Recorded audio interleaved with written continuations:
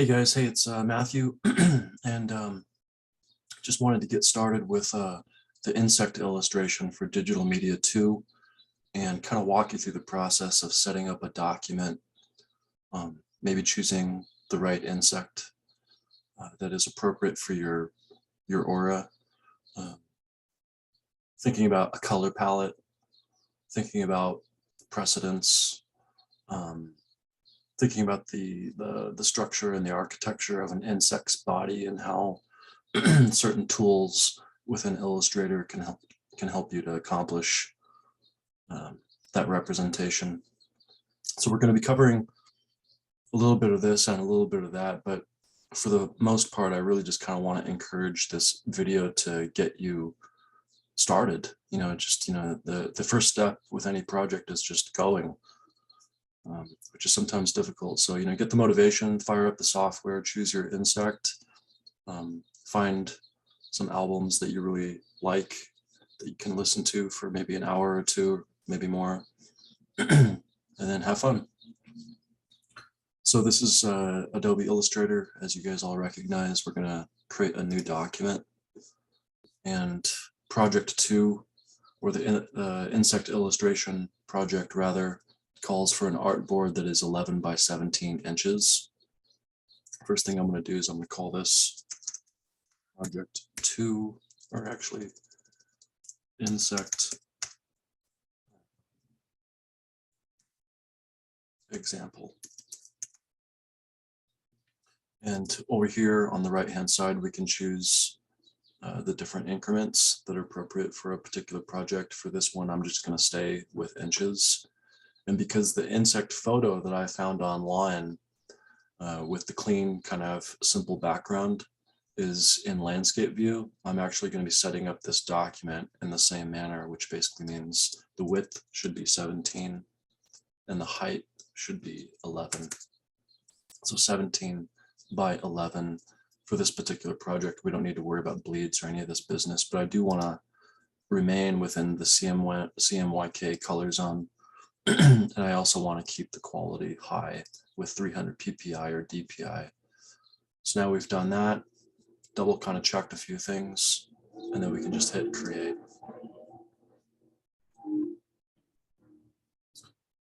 In my mind, the next real important step is to save your document and set up a project folder, which is something that I repeat over and over again for any project that you're doing for me, or for a client, or even for a different class or a different type of project. Project folders don't necessarily have to be for design projects. They can be useful for drawing projects, painting projects, anything.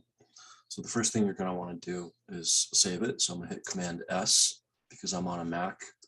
Of course, you guys know that all those shortcuts can be accessed whether you're on a PC or a Mac up here at the top of the screen. So kind of keep that in mind, but I'm going to hit Command S and navigate to my project folder, which is in this circumstance under Digital Media 1, Insect Project, and I'm going to save this file within the Assets folder. And then hit OK. So here we are, Adobe Illustrator. We can hit Command 0 to kind of blow things up. We can hit Command negative or positive to sort of zoom in and out, which is, of course, the real handy thing when you're working with this software, because sometimes you want to zoom in and look at those details very, very carefully. And sometimes you just kind of want to back up and look at the progress or the work progress. The other thing I wanted to mention is that I always ask all of my students to go up to the right-hand corner where you will find the, they call it workspace. So there are different types of workspaces within the software, all the different Adobe application software programs. And I always ask folks to please navigate to Essentials Classic so that we can be on the same page. You may change this and become more familiar with how you want your workspace set up as you learn or become more familiar with the software, and I'll leave that up to you. But just kind of keep in mind that I think Essentials Classic is a pretty good place to start. Okay. On the right hand side is the layers palette, and that's kind of where we're going to be starting as far as placing our insect example to sort of take inspiration from. And so let's just go ahead and do that right now. So here is the layers palette. We can kind of toggle it on and off. And then by default, there's one layer that is existing there called layer 1. And let's go ahead and rename that layer by double clicking into the layer. And then we're just going to call it insect, maybe insect dash photo, and that'll be helpful. And then hit return, enter, and it'll change the title of that layer. The other thing that, I mean, I know sometimes I sound like a broken record, but really layer management is paramount in all design practice as far as using this software. So you always need to be mindful of labeling, labels, knowing the order, labeling layers, excuse me, not labels. Labeling layers and also being mindful of the order of those layers, because obviously that's important as well. So anyway, I refer to that generally as quote unquote layer management or project management, and also articulation of layers and content and information. It becomes even more important down the road when you start creating publication projects with typography, different types of typography. Just essentially articulating the content so that you can make things go away, lock certain pieces of information down to create a workflow that is efficient. So we've renamed this layer so that we know what it's called. The next thing that we need to do is we need to find the insect that we're going to be working with online. I've already done that, and I'm going to actually drop 2 different insects onto this artboard just so that you can see the difference. And by the way, to create an additional layer, there's a little plus sign down here. You just click on that plus sign. And then I'm just going to call this insect 2 photo, because just for fun, I'm going to drop 2 different insects onto this artboard. That being said, I'm going to select that layer because that's where I want the insect, the initial first insect, to go. And then I'm going to go up here to place, file, and then place. And then I've already done my my work online and finding these insects. And so if I go to my project folder, I can go to my assets folder that is living within that project folder.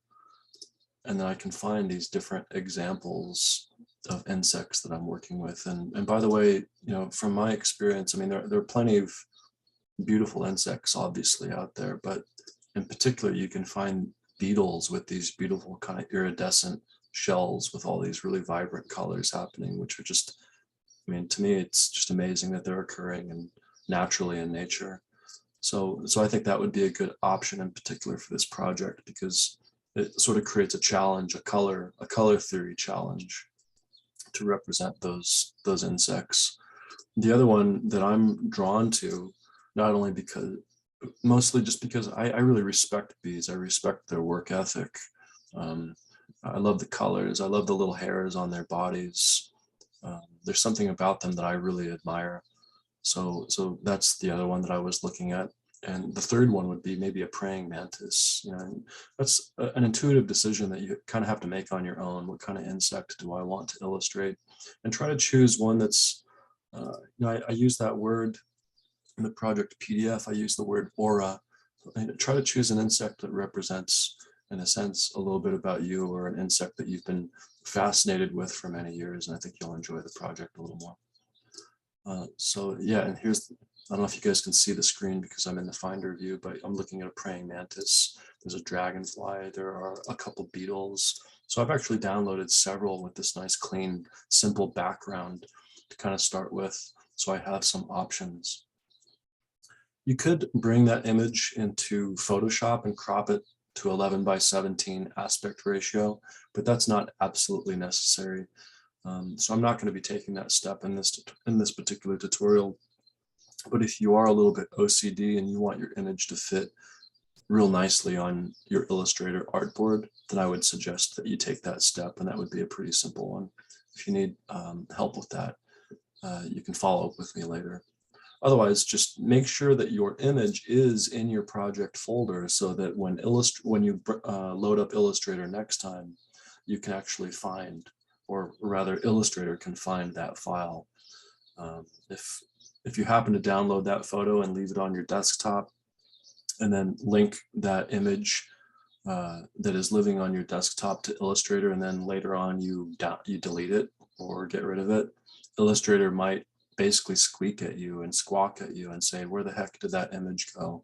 I'm trying to find it and put it within the interface for you. So that's, again, an example, just taking those brief sidetrack paths, within a project. That's why I encourage folks to set up a project folder. It's just good design practice. It's as simple as that. All of those assets can be thrown into an assets folder to keep things organized. I'm going to go ahead and I'm going to choose, I believe, this nice kind of aerial view of the beetle's back with the mirrored kind of iridescent colors going on.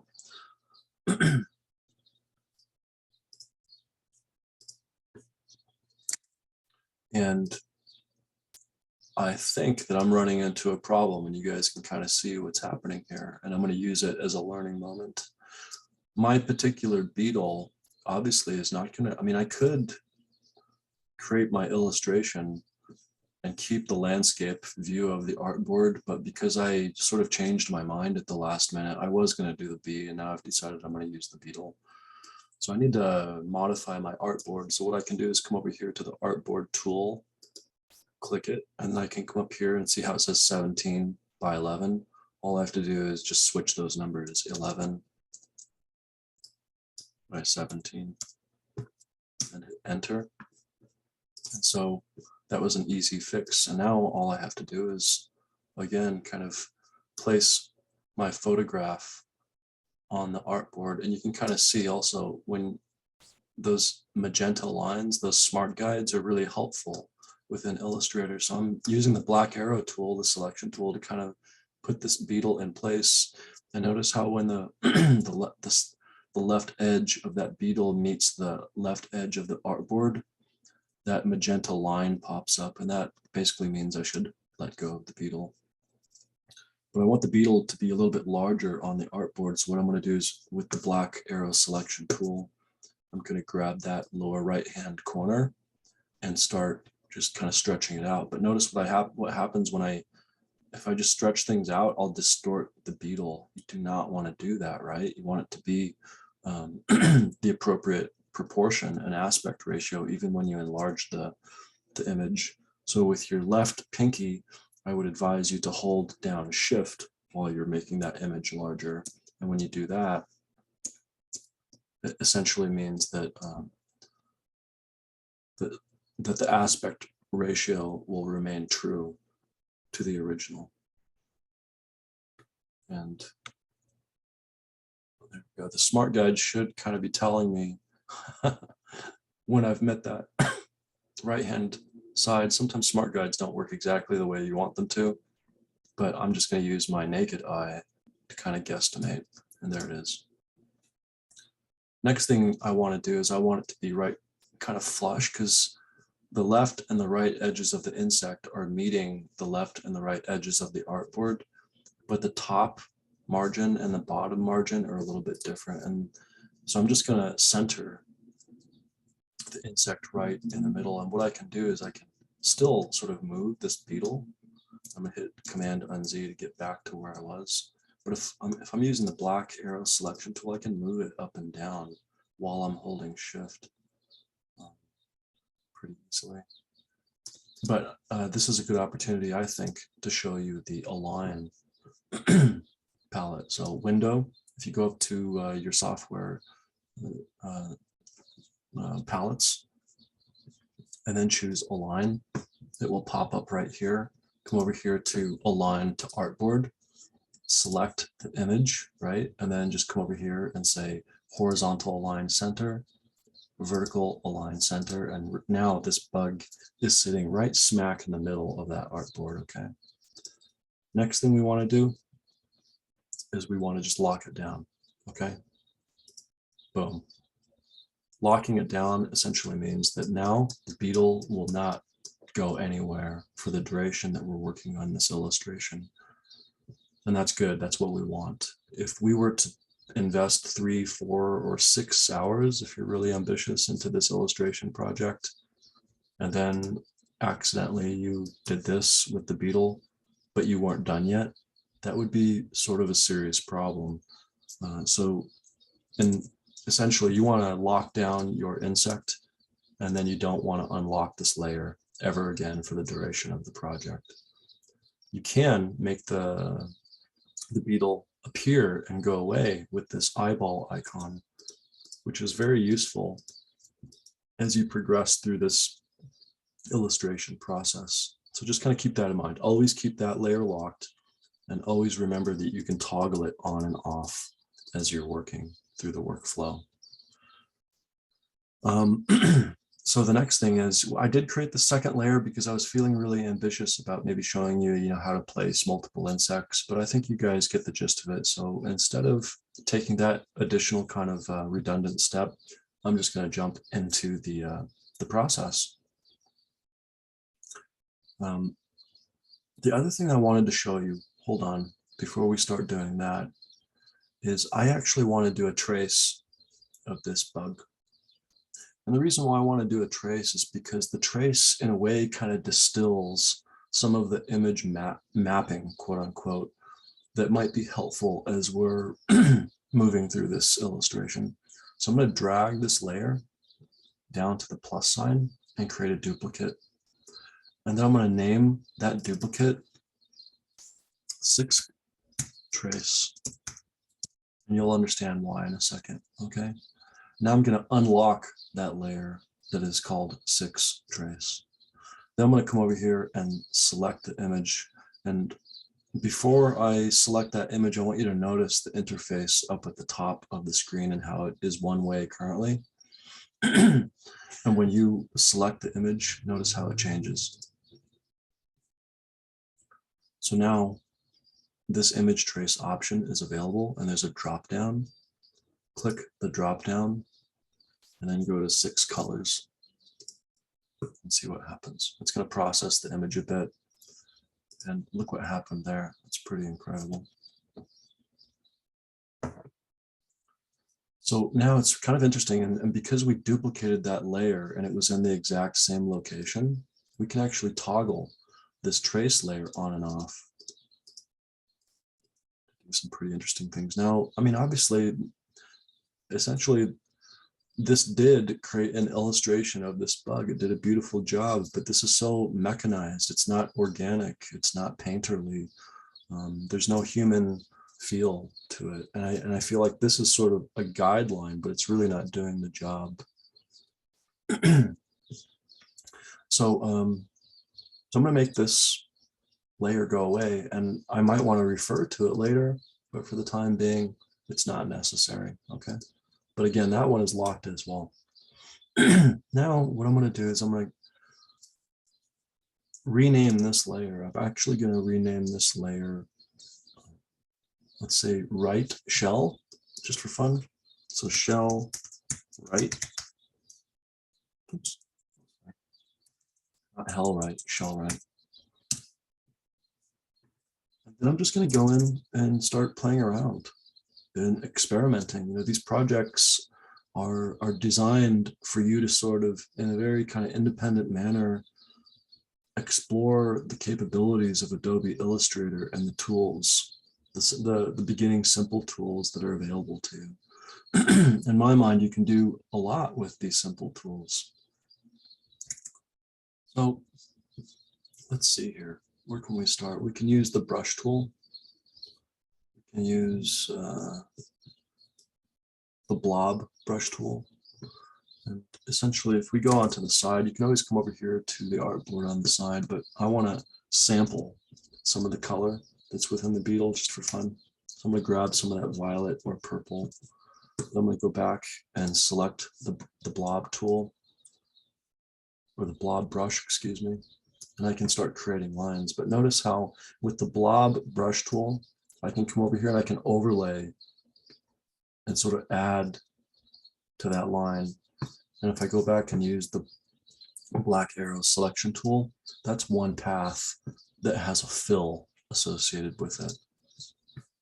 If I use the regular paintbrush tool, and then I go back and select it, that's actually a stroke, not a fill, which is sort of an important difference. But I think that these two tools, the brush tool and the blob brush tool, will be very handy as you're moving forward. Of course, there are options up here. So if I come up here and select the blob brush tool, I can change the size of that brush. I can change the stroke. There's so many different things that you can explore and play with up here. So I would encourage you to do that. Or I can make the stroke a little bit smaller, which might be appropriate when I'm doing really detailed work, like up here on this antenna. So let's see, what if I use the pen tool to kind of, for some reason, I want to focus on this right antenna. So I'm going to create another layer. I'm going to come down here and select the plus sign. And remember, what I'm doing is practicing layer management, articulating all the different sections of this bug, which, you know, that's why I really admire insects for that reason. They're very structural. They're very beautiful. I mean, the human body is much more kind of, I guess, rounded and sinuous. There's definitely something else happening with an insect body that fascinates me. So I'm gonna label this layer ANT, to, you know, and then I'm gonna say right. And then with the pen tool, I'm gonna come in here and start articulating what I see, essentially.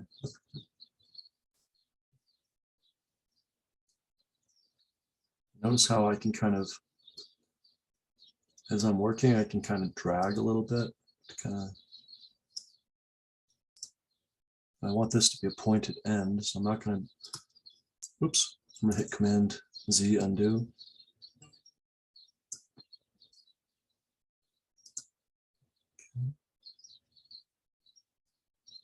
I feel like there needs to be an anchor point right here.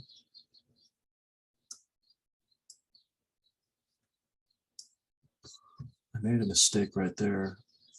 I accidentally added that handle. I'm actually going to go back and see if I can delete that handle. Yep, I got rid of it. Now, look at this. I have a stroke surrounding this antenna, but unfortunately, that's really not the color that I want to be using at all. So what I'm going to do, what you can do is, what I like to do, I'll put it this way, I like to have it visually on the side of an image that I'm working with. I'll create sort of a palette, almost the way that a painter would. So I'm going to create, oops, I didn't do that right. With the shape building tool, I'm going to select the rectangle tool, then I'm just going to click, and then I can come in here, input the parameters, and then hit OK.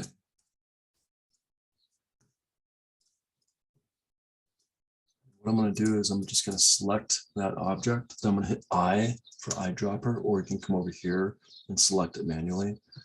And I'm going to zoom in to the insect itself, and I can start grabbing color. And so look at, I can grab multiple colors that might be appropriate for that antenna. And what I did, I just copied and pasted this, select it, hit I again, and then just start sampling different colors within that antenna. It's a way that you can maybe start to create a little bit of range within your project. But look at all the different colors just from that one little area that I'm able to extract. Pretty incredible. By the way, all of this information is currently on the ant right layer, so I can kind of make things appear and go away as I'm working on this project. This stroke is obviously not appropriate for that antenna though. So I need to actually select, we were just selecting this object to refer to the color in the antenna. Now, conversely, we're going to select that stroke and hit I, and then select the color from the palette that we just created. And so now it's loaded with that beautiful color. The next thing that I might do is, if we look at the antler up here, there's sort of shadow and then there's highlight. I think that's really, really important to kind of take note of. So, but how am I going to start combining paths so that they start talking to each other? Well, I can start playing with opacity as well. So if I select that object, and you come up here to the top of the screen, you'll see that there's a section called opacity. You can select that opacity and change it to say like, well, let's say 60%. Okay. And then let's say that we want to have some shadow below. And instead of referring to color over here, I know that the shadow is consistently having this sort of purple tone over here a bit. So I'm going to select that tone and see, I just loaded my brush with that tone over there. I just had to come over here and just click it with the eyedropper tool.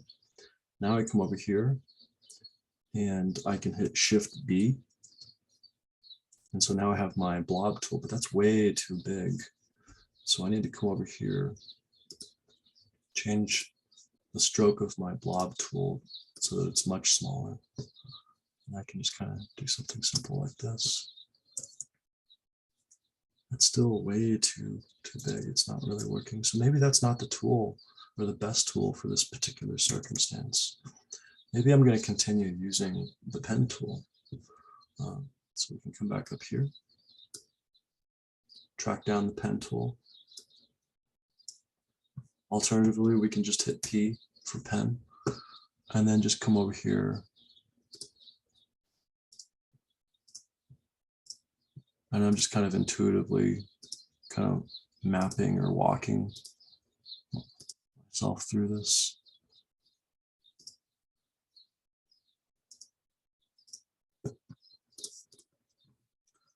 And if we want to change that color, again, we select it, hit I, and we want it to be kind of a shadow or a highlight. So I'm going to select this purple. And in fact, then we could go back and maybe even change that opacity.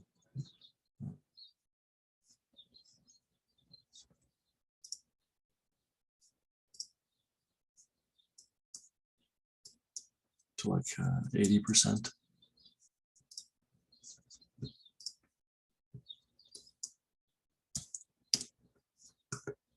Let's see what happens if we zoom in and take a look. See what's happening here. It's, so we have two different vector objects kind of working together to render the very tip of that antenna. And if we want to see things even further, or like, the work without the image in the background, again, all we do is come over here. We can sort of playfully start toggling these things on and off. And sometimes we might realize that the opacity needs to be bumped up a little bit.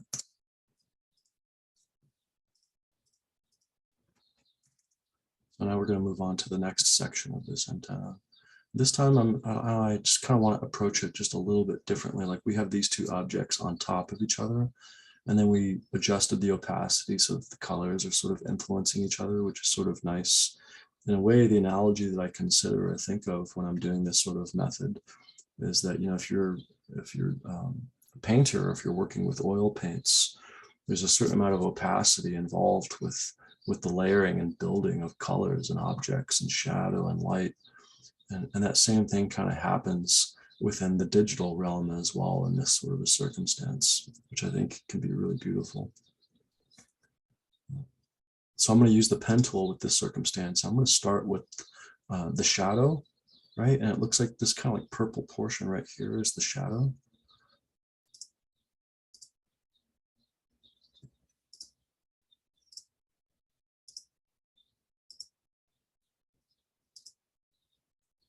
And then close the loop. Notice how when I close that object, a little circle appears with the pen tool. Boom. So now that's a closed object. I don't like that color though. It's not quite right. So I need to select the vector object, hit I for eyedropper, and grab the purple. I know that purple is living below this object. That's why I grabbed it from here. Now I'm going to sort of create a mid-tone area. And since I'm learning from my process, I'm going to select the right color first. So now I've loaded my pen tool or brush with that color. And then I hit P for pen. And I can pretty much repeat a similar process. But this is really interesting. If I zoom in, look at this. I can actually get that vector object right up next to that one and sort of follow along with those anchor points so that these things really fit together like pretty much a glove. And then in my mind, that's sort of a mid-tone right there. So in a way, we're kind of like abstracting the photographic image that we're looking at, but look what's happening in the background. I mean, that pixelated imagery is abstract as well. So we're just kind of further abstracting things with our vector shapes in Illustrator. Now I'm going to do the same thing. In fact, I think I'm going to make this, I see another mid-tone here, or an opportunity for a mid-tone. So I'm going to load my brush with that color, hit P for pen tool.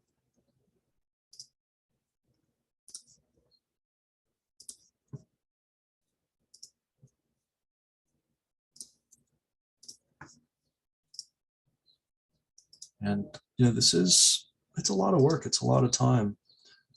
That's why I did mention that when you're doing this, maybe find a record or an album or a podcast that you like a lot to sort of move things along as far as time. So I've loaded my brush with this kind of like highlight yellow on the right hand side. I'm going to hit P for pen tool, do the same thing, and sort of outline.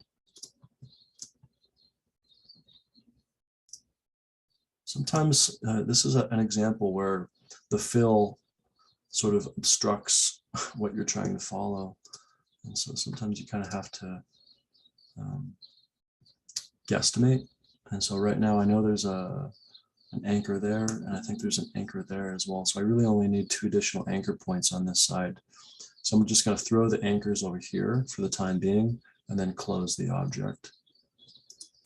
And I'm going to go back and edit that vector object with the direct selection tool or white arrow tool. If I double click and grab that anchor point,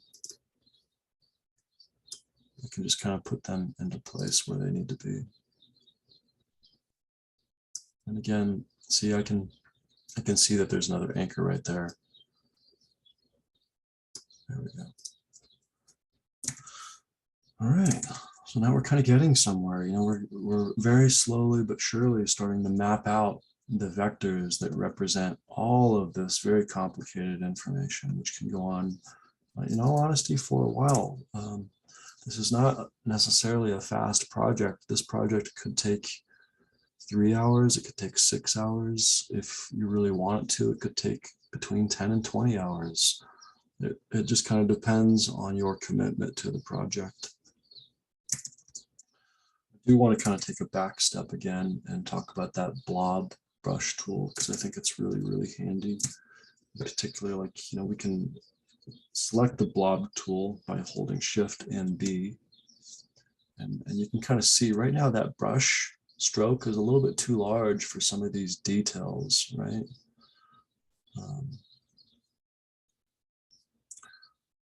It's really interesting. So I'm going to hit I for eyedropper. Grab some of this color right there. I'm going to load my brush with some of that color. And I'm going to hit Shift B for blob brush tool. But I really need that. I need that tip of the brush to be a little bit more minute. So if I can, I'm actually going to change this just a little bit smaller.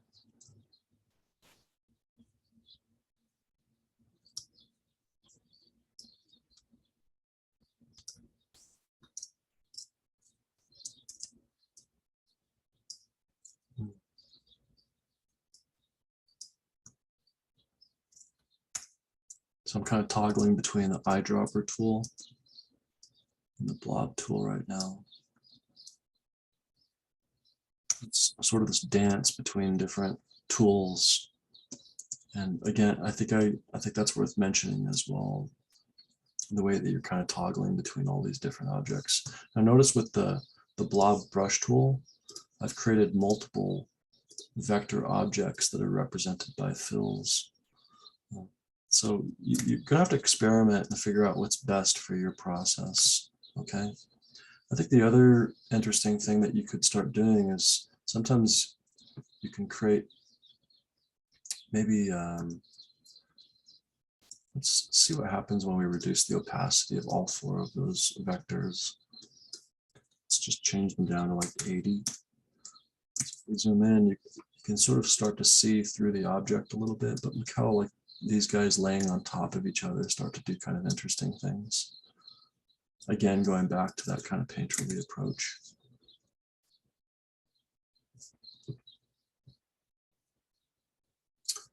For this project, I would highly suggest exploring the pen tool a lot. And that means adding anchor points, deleting anchor points, and also changing, you can grab those handles and change the positioning of those handles to create rounded corners and manipulate your shapes a bit. So you need to play with that quite a bit. You're going to be using the black arrow tool and the white arrow tool a lot. Maybe some of these rectangle tools as well. Let's see, I'm going to go back and I'm going to bring the trace up as well, which could be useful as you're moving forward, because what painters and drawing folks are often asked to do is to step back and squint at things. And in a way, I kind of feel like that's what this trace is doing. It's squinting and kind of articulating different zones of the beetle that might be useful to attack or kind of follow as sort of a guide to project completion.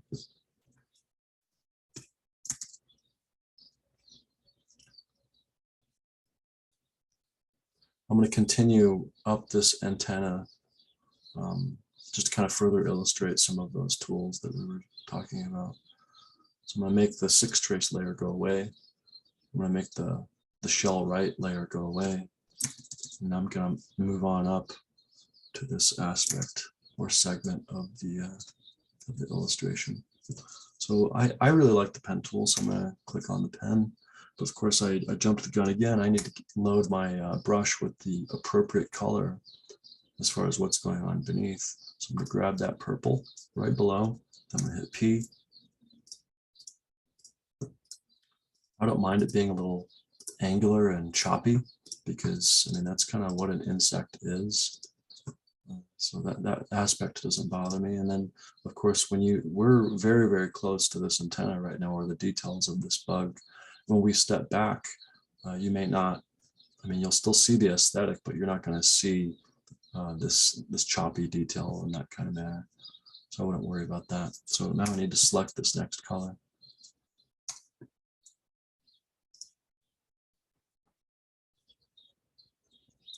Follow those pre-existing anchor points on the other object right next door.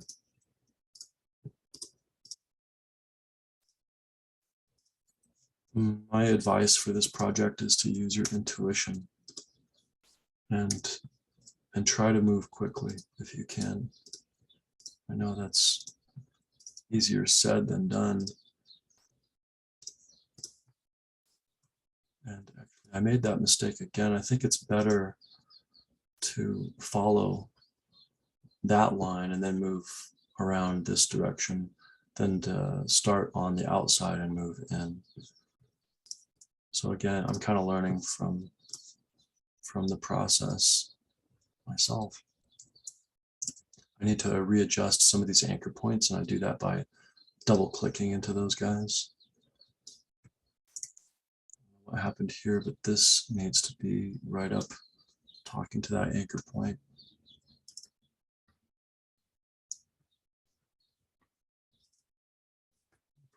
There was another, there it is, right there.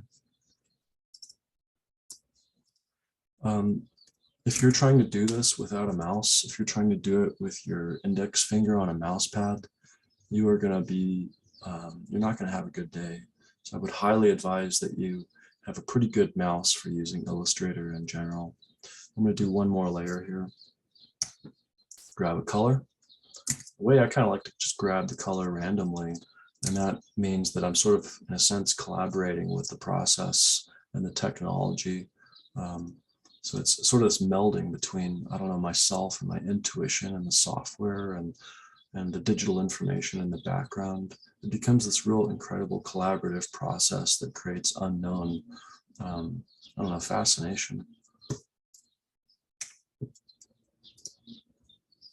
Okay, remember, the last time I mentioned, well, you better work from the outside in, so I am learning.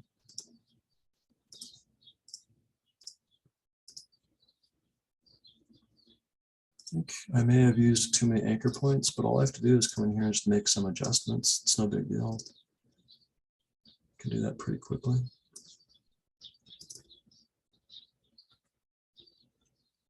Anchor point right there, I believe. Yep. Just this guy. Boom.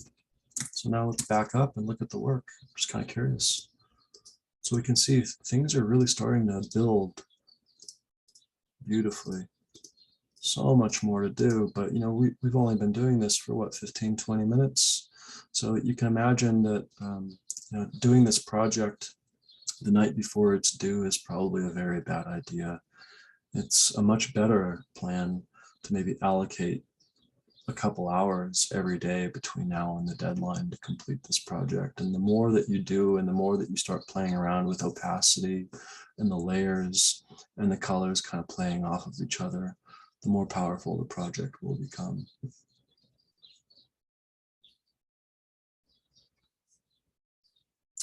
There are some really good student examples that you can work with or observe, you know, their process. Because I think some of the students that I've had and complete this project previously, they took a very kind of realistic, very, very detailed, in fact, like, you know, I've been throwing around this word recently, hyper realism. But it's okay to take an abstract approach too. This project is not intended for you to duplicate what you're looking at exactly. It's really, again, a collaboration between you and the software and your intuition.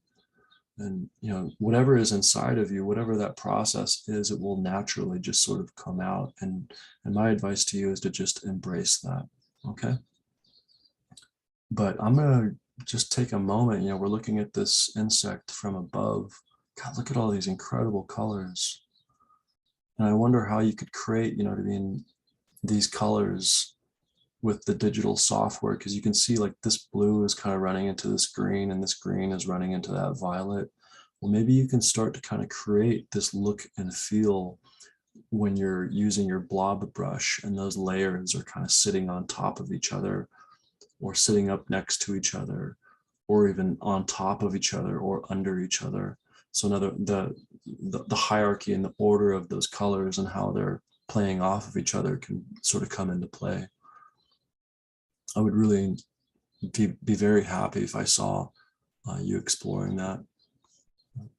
So yeah, I'm very curious to see the results, and I think this is a good beginning. This is a beginning project, you know, but dependent on how far you take it, the results can be, in fact, professional and something for your portfolio when you're applying for a job or trying to show folks, you know, what kind of skills you have with this software. Thank you, everyone. Have a good day.